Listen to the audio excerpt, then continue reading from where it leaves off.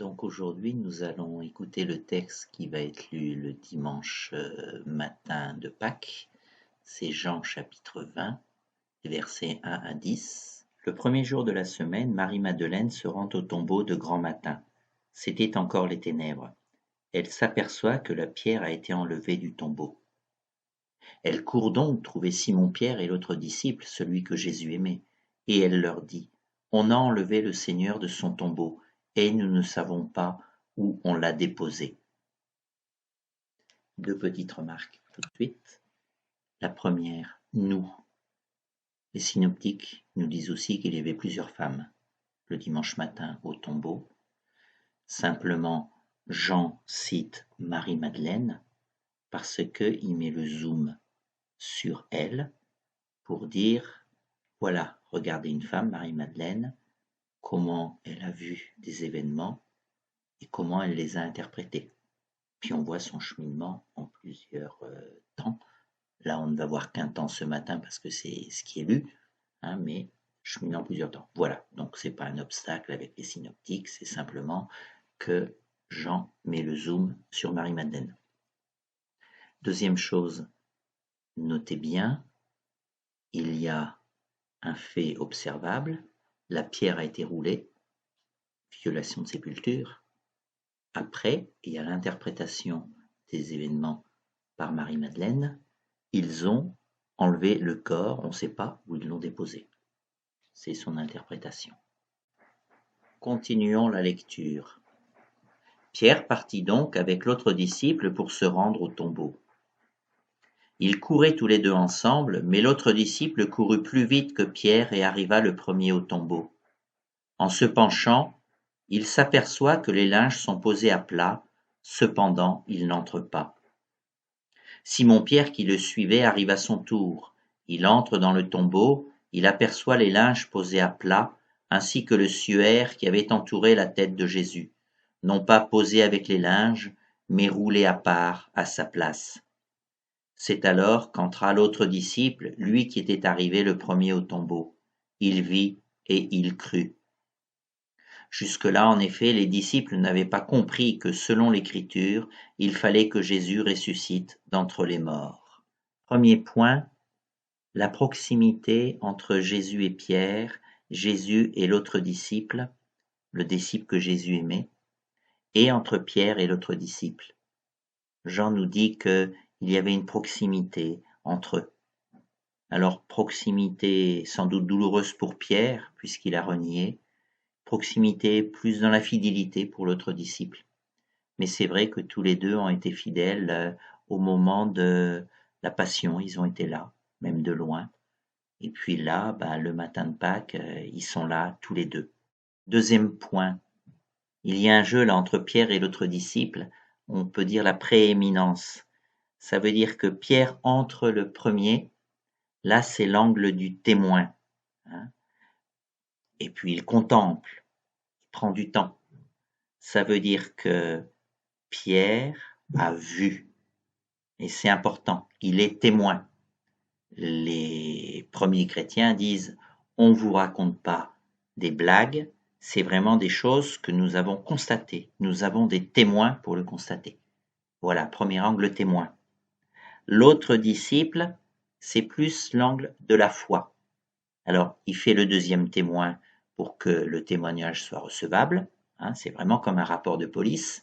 Mais d'abord, il arrive, il reste dehors, ça veut dire qu'il est témoin. Et puis, il rentre. Et là, il réalise. Ça veut dire qu'il passe à une interprétation des faits qui le fait rentrer dans la foi. Donc, il y a les faits d'un côté qui sont avérés. Et d'autre part, il y a le regard de foi. Troisième point, les linges et le suaire. Aujourd'hui, ça serait la fonction du cercueil. Un mort, aujourd'hui, on le met dans un cercueil. À l'époque, on le met dans un linge et un suaire. Voilà. Donc, le linge et le suaire posés là, c'est un fait, quelque chose qu'on voit, on observe. Alors, une interprétation qui est rendue possible, c'est il a plus besoin de cercueil, il n'a plus besoin de linge ou de suaire, parce qu'il est ressuscité. Le jour où ma mère ressuscitera, elle n'a plus besoin de cercueil. C'est une interprétation possible, mais au niveau du constat, je constate simplement que il y a un linge, il y a un suaire, ou il y a un cercueil, mais il n'y a pas de corps. Voilà. Vous sentez bien toujours entre fait, interprétation. Dernier point qui recoupe ce qu'on a déjà dit, le lien entre voir et croire.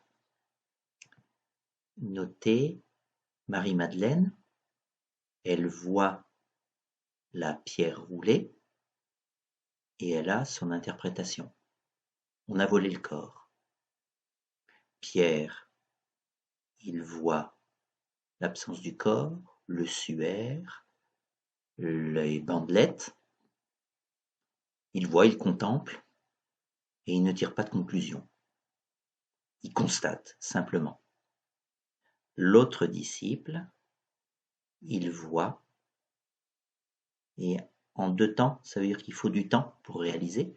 Il voit, il reste à l'extérieur, puis il rentre plus à l'intérieur de la réalité, et là il est dit qu'il voit et il croit. Et le texte nous donne la clé. Jusque-là, en effet, les disciples n'avaient pas compris que selon l'Écriture, il fallait que Jésus ressuscite d'entre les morts.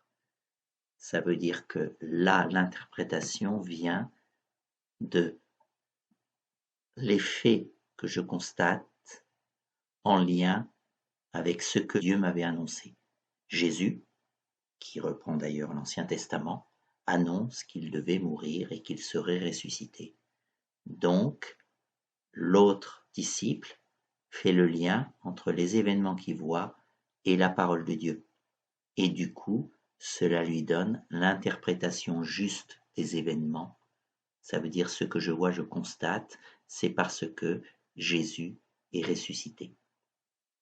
Donc, voir et croire, c'est toujours un lien entre des faits que je constate et une parole de Dieu, qui est une parole sur ces événements. Ensuite, les disciples retournèrent chez eux. C'est bref, mais c'est important. Ça veut dire qu'ils sont renvoyés à leur quotidien. La résurrection ne va pas nous envoyer ailleurs, elle nous renvoie dans notre quotidien, mais c'est dans notre quotidien qu'elle va se mettre à opérer et peut-être changer la trajectoire. Alors maintenant, sous le mode partage, comment ça me parle à moi, Michel, dans la prière? Bien, j'ai d'abord été rejoint par ce disciple qui passe de voir à croire. Ça s'est passé en moi à l'âge de 17 ans. Mon cousin était dans une voiture avec 3 copains, un camion a grillé un stop. Ils sont passés sous le camion et ils sont morts sur le coup. Moi, j'étais dans le choc de l'annonce de l'événement, comme sidéré. Et là est venue en moi une conviction très profonde. L'Esprit Saint qui disait, tu sais Michel, là tu es face à la souffrance de la séparation, à la mort. C'est très violent. Mais sache que la mort n'a pas le dernier mot. Ils ressusciteront et la vie aura le dernier mot. Ça n'empêchait pas la souffrance de la séparation sur l'instant, mais la vie aura le dernier mot. Et ce témoignage est resté au fond de moi depuis ce jour-là. Je suis retourné à mon quotidien, mais c'est vrai que ça a réorienté toute ma vie autrement.